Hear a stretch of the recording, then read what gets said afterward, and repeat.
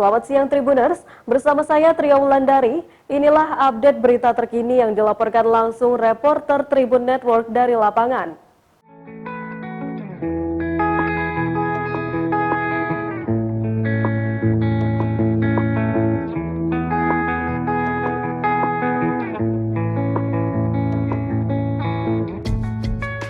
Direktur Eksekutif Foxpol Center Research and Consulting Pangi Syarwi Caniago menyebut pasangan Anies Baswedan dan Sandiaga Uno berpotensi diduetkan kembali pada pemilu 2024 mendatang. Sebab, kata Pangi, pasangan Anies Sandi berhasil memenangkan pemilihan gubernur atau Pilgub DKI Jakarta pada 2017 silam. Menurut dia, pasangan yang memenangkan kompetisi elektoral di Jakarta 5 tahun lalu patut menjadi pertimbangan bagi para elit politik penentu kebijakan di Indonesia. Dia menjelaskan, pengalaman Anies selama 5 tahun terakhir memimpin Jakarta menempatkannya layak menjadi kandidat calon presiden atau capres. Bahkan, dalam berbagai survei, namanya selalu berada pada 3 besar kandidat calon presiden paling potensial yang pada akhirnya dipinang oleh Nasdem sebagai calon presiden dari partainya. Pangi menilai, kombinasi kedua tokoh tersebut sangat layak untuk kembali dipertimbangkan. Mengingat, prestasi dan kapasitas kinerja yang mereka miliki baik dari segi pengalaman dan prestasi. Juga kapasitas intelektual dan jaringan yang mereka miliki sangat relevan dengan kebutuhan Indonesia ke depan dalam menghadapi tantangan ekonomi yang semakin sulit. Alasannya, kata dia, dari sisi popularitas Anies berada pada peringkat kedua dengan popularitas 80,7% dan Sandiaga berada pada peringkat ketiga dengan popularitas sebesar 77,4%.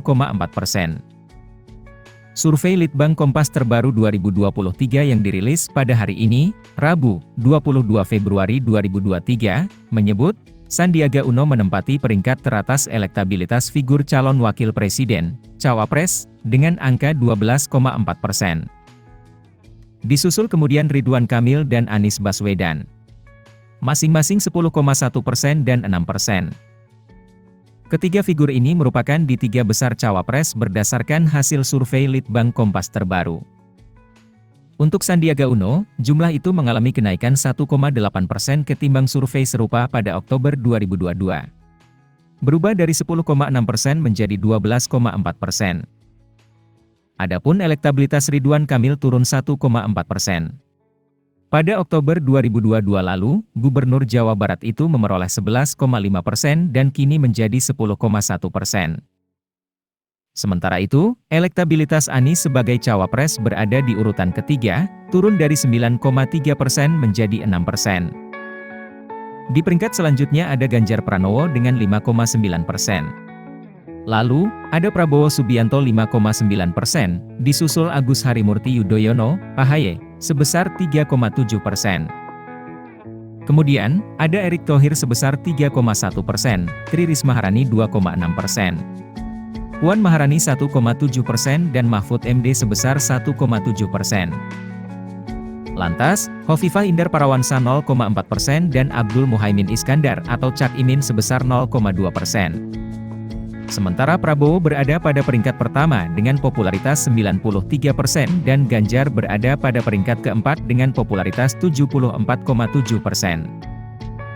Dari sisi elektabilitas, Anies meraih elektabilitas tertinggi sebagai calon presiden dengan raihan 23,6% disusul Ganjar Pranowo 22% di peringkat kedua dan Prabowo Subianto 18,6% di peringkat ketiga.